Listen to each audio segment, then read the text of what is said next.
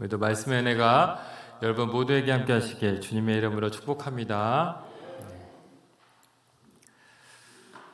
일제강점기 시절에 이흥렬이라는 음악에 남다른 재능을 가진 청년이 있었습니다. 이 청년은 재능이 있는 그 음악 공부를 위해서 일본으로 유학을 떠났지만 피아노가 없으면 음악 공부를 할 수 없다는 것을 알게 됩니다. 그래서 어머니께 편지를 썼습니다. 어머니, 피아노가 없으니 음악 공부를 더 이상 할 수 없습니다. 음악에는 피아노가 필수라는 것을 뒤늦게야 알았습니다. 소자는 음악 공부를 이만 접고 귀국하려고 합니다. 어머니는 혼자 몸으로 그 유학 간 아들 뒷바라지를 하느라 가진 것이 없었습니다. 빚만 고스란히 남아 있었죠.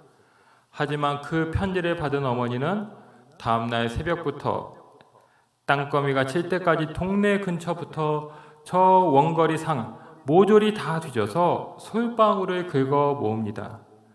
불쏘시개로 화력이 좋은 이 솔방울을 팔아서 거금 400원을 만들어 아들에게 보냈습니다. 1930년대 쌀 한 가마니가 13원이었으니까 엄청 큰 돈이었습니다. 아들은 그 돈을 받자 생각을 바꾸어서 피아노를 샀습니다.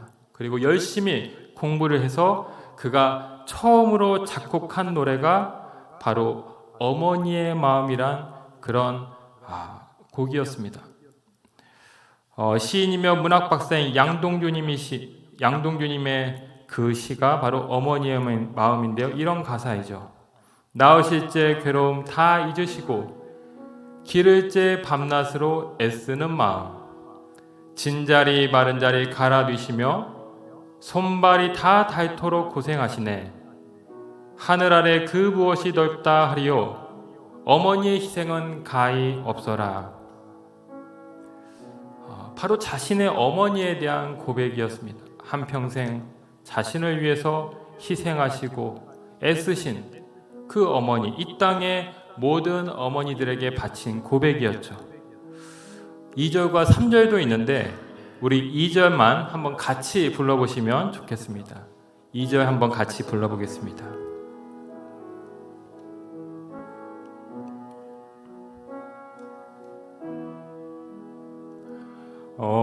어려서 남고 없고 헐러주시고 자라서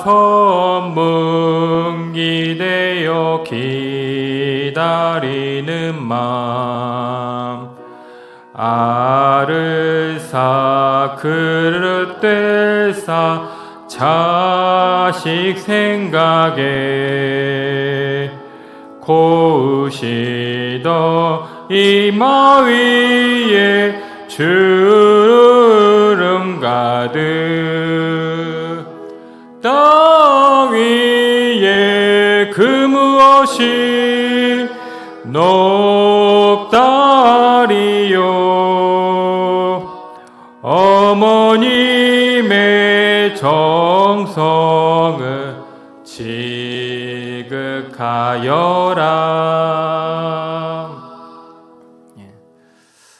3절도 부르면 왠지 눈물이 나올 것 같죠? 참 언제 불러도 우리의 마음을 감동케 하는 그런 노래입니다. 이 종교개혁자 루터는 부모님을 가리켜서 하나님의 대리자라고 말을 했습니다. 이 부모님은 우리가 세상에서 태어나 하나님께 받은 최초의 선물이기도 하죠. 하나님을 대리해서 아무 조건 없이 모든 것을 희생하며 우리를 사랑해 주는 분은 이 세상에 부모님 말고는 없다. 여러분, 그 부모님을 주신 하나님께 감사하고 또 부모님께 효를 다하고 공경하며 사시게 주님의 이름으로 축복합니다. 소설가 이미륵 씨가 쓴 압록강은 흐른다라는 책이 있습니다. 이 책은 작가 이미륵 씨의 자전적 소설입니다. 그 일제강점기라는 비극적 시대를 배경으로 하고 있는데요. 한국의 전통적인 유교 가문에서 자란 이 소년 미륵이 신식 중학교를 다니면서 의사가 될 꿈을 키웁니다. 하지만 그가 3.1 운동에 가담했다가 일제의 탄압을 받게 되어서 하는 수 없이 고국을 떠나야 했던 그 지식인의 어떤 삶과 고뇌를 이 소설은 보여주고 있습니다. 자, 이 소설의 정점은 무엇이냐면 이 주인공 이미륵 씨가 압록강을 건너기 직전 어머니와 나누는 마지막 이별의 순간입니다. 자, 어머니는 아들이 이 강을 건너면 다시는 돌아오지 못할 것이라는 것을 직감하였지만 그 어머니는 아들에게 이렇게 말을 합니다. 나는 내가 이곳으로 다시 올 때까지 기다리고 있으마. 세월은 아주 빨리 지나간단다. 혹시 우리가 다시 못 만나게 되더라도 너무 슬퍼하지 말거라. 넌 내 생에 너무도 많은 기쁨을 주었단다. 자, 내 아들, 이제 너 혼자 가렴. 멈추지 말고. 우리는 흔히 사랑을 소유나 동행으로 정의하곤 합니다. 곁에 두고 끝까지 함께하는 것이 사랑이고 또 미덕이다라고 여기죠. 하지만 이 어머니는 아들을 진정 사랑하기에 자신의 곁에 묶어두는 대신 너 혼자 가렴 이렇게 압록강을 건너게 합니다. 넌 내 생에 너무도 많은 기쁨을 주었단다. 내 아들 이제 너 혼자 가렴 멈추지 말고. 어머니의 이 마지막 말은 그의 가슴을 찢는 눈물이었습니다. 아들을 향한 일편단심 마음이었습니다. 그 아들을 향한 애절한 사랑이었습니다. 여러분, 오늘은 어버이 주일입니다. 우리가 부모님들을 생각하면 가장 먼저 희생이란 단어가 떠오르게 되죠. 어머니는 피 흘려 자식을 낳고 피 말리도록 자식을 키웁니다. 또 아버지는 말없이 묵묵히 가정을 위해서 자신의 젊음과 건강을 다 불태우죠. 이 가정이 세워지고 또 자녀가 자라날 수 있는 것은 그냥 우연이 된 것이 아닙니다.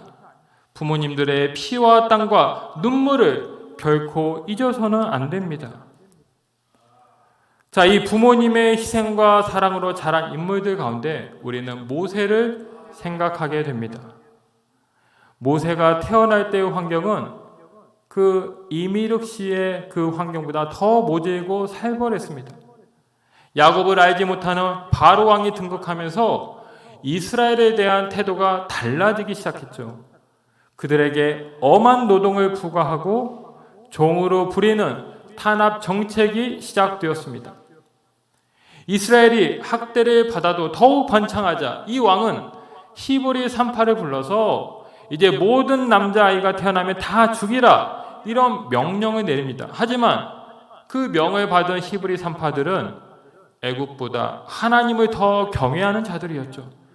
그들은 왜 아이들을 살려두었느냐 이렇게 왕이 말할 때마다 자신들이 도착하기 전에 이미 히브리 여인은 건강해서 해산을 했습니다. 이렇게 둘러댔습니다. 하나님은 그런 산파들에게 은혜를 베푸셨고 백성들은 더욱 번성했죠.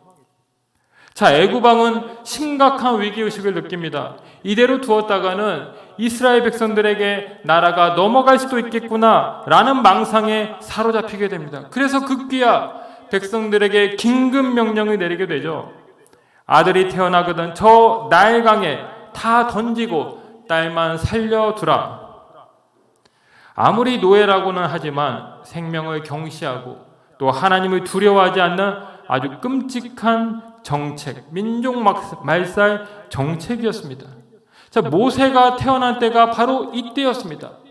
남아로 태어나면 빛을 보자마자 그 즉시 죽을 수밖에 없었던 죽음의 시기, 암흑의 시기였죠. 그런데 이 모세의 인생주에는 어머니의 위대한 결단과 용기가 있었습니다. 어머니 요게벳은 그 아들 모세의 얼굴을 볼 때 도저히 그를 강물 속으로 던질 수 없었습니다. 그녀는 죽음을 무릅쓰고 그 아이를 3달 동안 숨깁니다. 그리고 더 이상 이 아이를 숨길 수 없게 되었을 때 그는 갈대를 엮어 만든 나무에 역청과 나무진을 칠하고 거기에 아이를 담아서 나일강 강물에 떠나 보내죠. 자, 성경을 보면 이 과정이 매우 간단하게 서술되어 있습니다. 그런데 이 요게벳의 눈물이라는 복음성가가 있습니다. 이 복음성가를 보면 이 부분을 그 모세가 갈대 상자에 담겨져서 떠나가는 그 과정을 가사로 만들었는데 이렇게 묘사하고 있습니다. 작은 갈대 상자 물이 새지 않도록 역청과 나무진을 칠하네. 어떤 말이었을까? 그녀의 두 눈엔 눈물이 흐르고 흘러 동그란 눈으로 엄마를 보고 있는 아이와 입을 맞추고 상자를 덮고 강가에 띄우며 간절히 기도했겠지. 정처 없이 강물에 흔들흔들 내려가는 그 상자를 보며 눈을 감아도 보이는 아이와 눈을 맞추며 주저앉아 눈물을 흘렸겠지. 너의 삶의 참 주인, 너의 참 부모이신 하나님의 손에 너의 삶을 맡긴다. 너의 삶의 참 주인, 너를 이끄시는 주 하나님의 손에 너의 삶을 드린다. 여러분, 100일이 채 안 된 그 아이를 저 망망대해 같은 나의 강변으로 떠나보내는 이 어머니의 심정을 생각해 보십시오. 이 강은 악어, 수많은 맹수들이 넘실대는 곳이었습니다. 거친 파도와 물결에 휩쓸려 언제든지 뒤집히고 물속에 가라앉을 수 있는 그런 곳이었죠. 무엇보다도 애굽인들의 눈에 띄었을 때 그 즉시 제거될 수 있는 위태로운 곳이었습니다. 그런데 이스라엘을 번성케 하신 하나님은 나일강에도 계셨습니다. 나일강에 띄어진 모세가 흘러 목욕하러 나온 애굽 공주 눈에 발견된 것은 결코 우연이 아니었습니다. 하나님의 기가 막힌 인도하심이었죠. 애굽 공주라면 마땅히 아버지의 정책을 존중해야 됩니다. 따라야 했죠. 하지만 이 공주는 그 아이가 히브리 사내임을 단번에 알아보고도 저를 죽이지 않습니다. 오히려 저를 긍휼히 여기고 자신의 양자로 삼죠. 모세의 어머니를 유모로 불러다가 쓰고 젖을 먹이게 했습니다. 갈대 상자에 담겨져 영문도 모른 채 나일 강물 위로 흘려보내졌던 이 모세는 가장 안전하고 최고의 교육과 돌봄을 받을 수 있는 곳으로 옮겨져서 제2의 인생을 살게 된 것입니다. 여러분, 이것이 어떻게 가능한 것입니까? 바로 하나님의 사랑입니다. 한 영혼을 위해서 모든 상황과 형편 속에서 일하시고 돕는 손길을 보내주시는 하나님의 놀라운 사랑인 것입니다. 여러분은 지금 어떤 사랑을 경험하고 계십니까? 여러분 삶에 어떤 하나님의 사랑이 굽이굽이 흐르고 있습니까? 나는 잘 모르겠다. 난 그냥 내 힘으로 여기까지 살아온 것 같다. 혹시 이렇게 말할 수 있는 분 계십니까? 단언컨대 이 자리에는 그런 분이 단 한 분도 없을 것입니다. 우리가 오늘 있게 된 것은 수많은 사람들의 땀과 헌신, 도움의 결과입니다. 부모님의 희생 덕분이죠. 무엇보다도 우리를 위해 지금도 일하시고 우리와 함께 하시는 그 하나님의 은혜 덕분입니다. 여러분, 지금 여기 앉아 계시지만 저는 우리와 함께 예배드리고 있는 우리 정인자 권사님을 볼 때마다 하나님의 은혜와 사랑을 깨닫게 됩니다. 2024년 12월 허리 골절로 입원하셨을 때 그 누구도 입원이 그렇게 길어질 줄 예상하지 못했습니다. 그런데 여기저기 지병이 발견되고 치료가 더디어지면서 퇴원이 차일피일 늦춰졌습니다. 설상가상으로 선망 증세가 찾아오면서 더욱 상황이 악화되었죠.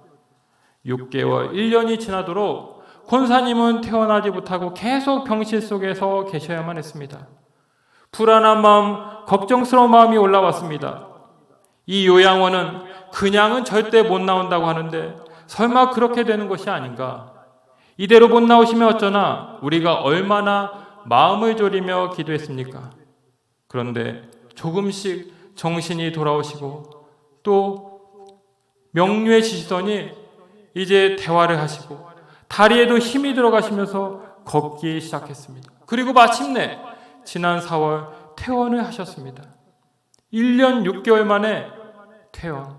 하나님의 놀라운 은혜, 기적인 것입니다. 여러분, 지난 월요일날 우리 권사님의 아들 집사님이 입원해 있는 음성병원에 다녀왔습니다. 잘 지내는 모습이 참 보기 좋았습니다. 다행스러웠습니다. 권사님이 정성껏 싸주신 그 도시락을 맛있게 드시는 모습을 보면서 참 그 모습을 제가 봐도 흐뭇하고 기뻤습니다. 집사님을 보면서 기도했습니다. 하나님, 이 집사님에게 다시 한번 기적을 베풀어 주옵소서.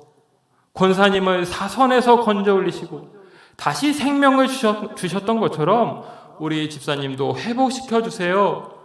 그 정신을 주님께서 치료해 주시고 다시 가정에서 권사님 품에서 함께 생활할 수 있도록 해주세요. 기도했습니다. 여러분, 하나님은 사랑의 하나님, 기적의 하나님이십니다. 반드시 고쳐주실 줄로 믿습니다. 여러분, 독일의 실존주의 철학자 하이데거가 그런 말을 했죠. 인간은 내동댕이 쳐진 존재다. 인간은 이 땅에서 태어나는 순간부터 철저하게 독립적인 존재로, 외로운 고독한 존재로 이 세상을 살아가야 한다라는 것이죠. 그래서 이 세상에서 겪는 모든 일의 최종 결정권자는 자신에게 있다. 그래서 인간의 주권을 강조한 그런 철학자입니다. 여러분, 우리는 정말 내동댕이 쳐졌고 나 홀로 이 모든 삶의 무게를 짊어지고 외롭게 고단하게 살아가야 합니까? 그렇지 않습니다. 예수님이 계시죠. 예수님은 죄로 신음하고 죽어가는 우리를 위해서 하늘 보좌를 버리고 이 땅에 오셔서 물과 피를 다 쏟으시고 우리를 구원하셨습니다. 예수님은 부활 승천하셨지만 보혜사 성령님을 보내셔서 우리와 영원토록 함께 하시고 있습니다. 우리는 버려지고 던져진 존재가 아닌 것입니다. 하나님이 눈동자처럼 지켜보는 존재, 하나님의 보냄을 받아 하나님과 함께 살아가는 하나님의 자녀인 것입니다.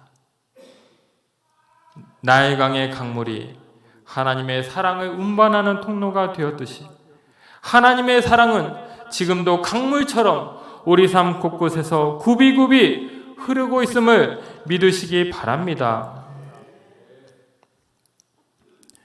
여러분, 앞서 그 압록강에서 어머니와 헤어진 미륵은 이제 어떻게 되었을까요? 이 미륵 씨는 이제 중국으로 들어간 뒤에 선양과 난징 또 상하이를 거쳐서 유럽으로 가는 배를 타게 됩니다. 그리고 마침내 독일 비르츠부르크에 도착을 하죠. 자, 1930년대에 낯선 동양인이 독일 사회에서 정착한다는 것은 결코 쉬운 일이 아니었을 것입니다. 하지만 그는 어머니가 마지막으로 남긴 말을 결코 잊지 않았죠. 내 아들, 이제 혼자 가렴 멈추지 말고. 그는 그 말대로 계속해서 전진했습니다. 이방인에 대한 편견과 또 외로움이라는 장벽이 있었지만 그는 절망하지 않고 독일어를 공부하며 독일 사회에 정착해서 결국 이 독일 땅에 동양의 한국을 소개하는 최초의 작가가 되었습니다. 그가 독일어로 쓴 압록강은 흐른다. 이 책은 당시 유럽 문단에 신선한 충격을 주어서 동양의 정신을 아름답게 전했다는 찬사를 받았습니다. 그리고 그의 작품은 독일 교과서에도 수록이 되었습니다. 이 소설은 어머니의 부고를 전해 들으면서 마무리가 됩니다. 어머니의 직감대로 두 사람은 압록강에서 헤어진 이후에 다시 만나지 못했습니다. 하지만 아들 미륵은 어머니의 희생과 사랑을 잊지 않았고 그 기대에 부응하여서 당시 베일 속에 가려져 있던 저 동양의 작은 나라 조선을 이제 세상에 널리 알리는 위대한 작가가 되었습니다. 어머니의 사랑을 잊지 않고 오히려 많은 사람들에게 또 그 훌륭하게 자란 모습을 보여준 그런 인생이 되었던 것이죠. 여러분, 갈대 상자에 들어간 모세는 또 어떻게 되었습니까? 이 애국 공주의 양자가 되면서 저의 삶은 완전히 뒤바뀌었죠. 호화로운 궁정에서 먹고 마시며 살았습니다. 이집트 최고의 교육을 받았죠.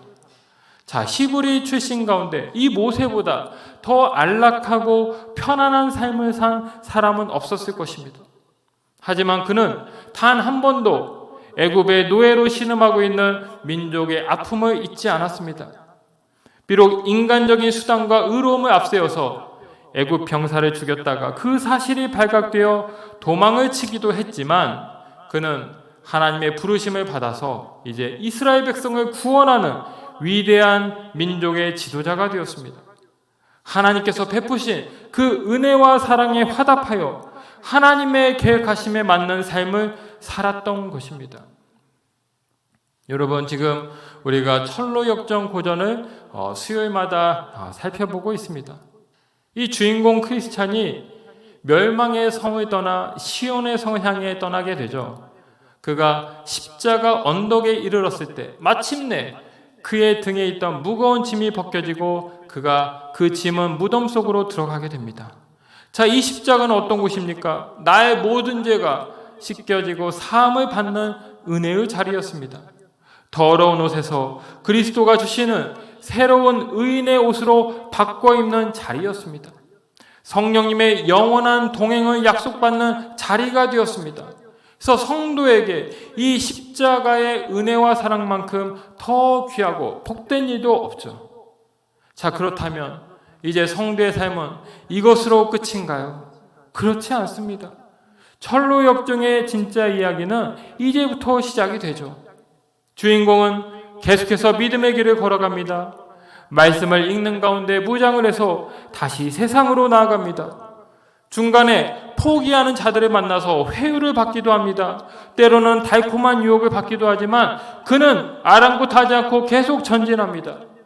사단과의 영적 싸움을 통해 상처를 받기도 하지만 그는 다시 일어나고 승리합니다. 왜 죄의 짐이 떨어졌고 구원을 받았음에도 이 믿음의 여정은 계속되는 것입니까? 맥스 루케이도가 그런 말을 했습니다. 하나님은 나를 있는 그대로 사랑하시지만 내가 변화되기를 기대하신다. 우리는 구원을 넘어 성화에 이르러야 하는 것입니다. 모든 성도가 마침내 도달해야 될 저 영원한 시온의 성을 향해서 끝까지 전진하면서 성령의 열매를 거둬야 됩니다. 하나님이 맡겨주신 사명을 감당하는 삶, 지금도 하나님을 알지 못한 채 신음하는 영혼들에게 복음을 전해서 이 땅에 하나님의 나라를 세워가는 삶을 살아가야 합니다. 이것을 우리 하나님은 기대하십니다. 그래서 우리는 멈출 수 없는 것입니다. 계속해서 전진하며 하나님이 기대하시는 성화를 이루며 살아가야 하는 것입니다. 여러분, 지난 금요일 엊그제 우리 서촌 초등학교에서 한마음 축제가 있었습니다. 우리 교회 성도님들 또 지역의 어르신들도 많이 오셔서 응원해 주셨습니다. 말 그대로 한마음 축제가 되었습니다. 아이들 운동회였지만 이 학부모 프로그램도 많아서 저도 빠지지 않고 참석했습니다. 얼마나 즐거웠는지 모릅니다. 여러분, 이 아프리카 속담에 그런 말이 있죠. 한 아이를 키우려면 온 마을이 필요하다.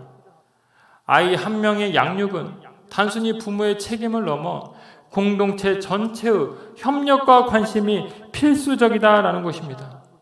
여러분, 우리 교회가 이 다음 세대를 세우는 비전 공동체가 될 수 있기를 간절히 소원합니다. 우리가 이 사명을 잘 감당할 때 우리 아이들은 더욱 밝고 건강하게 믿음의 자녀로 자라나게 될 것입니다. 여러분, 어제 우리 아이들 11명을 데리고 저 판교에 있는 잡월드로 체험활동을 다녀왔습니다. 정말 다양한 직업을 체험할 수 있는 부스가 있었습니다. 아이들이 자기가 원하는 관심 있어 하는 그런 부스에 가서 20분, 30분씩 이제 체험 활동을 했습니다. 미용, 변호사, 해양구조, 바리스타, 야구선수, 외과수술, 그런 곳에 가서 아이들이 정말 진지하게 참여하고 또 즐거워하는 모습을 보면서 참 뿌듯했습니다.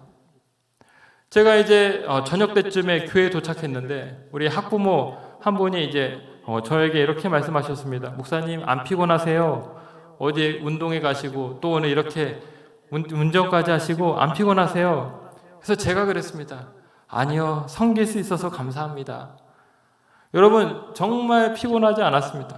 아이들과 함께 같이 웃고 또 아이들 그렇게 여러 가지 모습 배우는 거 보면서 정말 기뻤습니다. 이 아이들 얼마나 귀합니까? 이 미래의 꿈나무들, 우리의 희망입니다. 하나님의 비전입니다. 이 아이들이 믿음 안에서 잘 커나갈 수 있도록 기도하고 격려하는 것, 이것이 우리 어른들이 해야 될 일입니다. 우리는 아이들의 미래를 위해서 계속해서 씨를 뿌려야 합니다. 사랑의 씨, 말씀의 씨, 또 믿음의 씨, 축복의 씨앗을 뿌릴 때 그 씨앗이 자라서 저들을 통해 가정이 변화되고 이 지역과 사회가 변화되며 하나님의 나라가 이루어질 줄로 믿습니다. 여러분, 오늘 본문은 이스라엘 백성을 향한 하나님의 위로의 말씀입니다.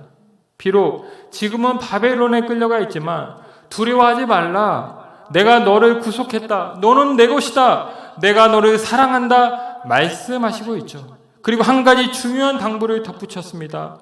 나에게로 오라. 너희는 내 영광을 위해 지음 받았다. 하나님이 주신 사명, 성화의 삶을 향해 끝까지 나아가야 될 것을 명령한 것입니다. 사랑하는 성도 여러분, 우리 안에는 하나님의 사랑과 더불어 하나님의 사명도 있습니다. 오늘 우리가 호흡하며 존재하는 것은 하나님의 사랑 때문이고 부모님의 사랑 때문이고 또한 더불어서 우리는 하나님이 주신 그 사명을 향해 나아갈 때 우리는 더욱 충만한 삶을 살아가게 될 것입니다. 오늘도 나와 함께 하시고 나를 돌보시는 그 하나님을 바라보며 힘차게 전진하며 나아가시길 주님의 이름으로 축원합니다. 기도하겠습니다. 아버지 하나님 감사합니다. 우리를 사랑하시고 구속하시고 자녀 삼아주신 주님의 놀라운 은혜에 감사를 드립니다. 오늘 어버이 주일을 맞이해서 우리를 사랑하시고 또 우리를 위해서 희생하시고 애쓰신 그 부모님과 더불어서 하나님의 크신 사랑을 다시 한번 기억합니다.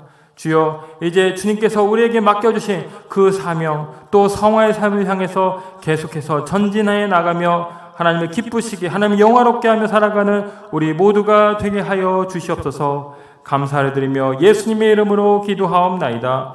아멘.